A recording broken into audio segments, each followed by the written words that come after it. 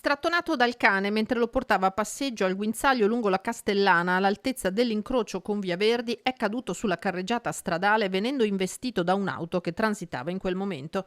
È ricoverato in gravi condizioni all'ospedale Cafoncello un 42enne di origini cinesi che poco prima delle 9:30 del mattino a Istrana è rimasto vittima dello sfortunato incidente. A passeggio col suo cane lungo il marciapiede è stato sorpreso da un improvviso scatto dell'animale. Cadendo è stato urtato dall'auto di passaggio, una Fiat Punto. Il conducente, un 74enne del posto, non ha potuto evitare l'impatto. Le condizioni dell'uomo sono immediatamente apparse molto serie per il violento colpo ricevuto alla testa. È stato soccorso prima dall'equipaggio dell'ambulanza del SUAM 118 e quindi trasportato in elicottero in codice rosso all'ospedale dove si trova ricoverato con un forte trauma cranico. Sul posto la polizia stradale che oltre ai rilievi ha dovuto gestire code e incolonnamenti.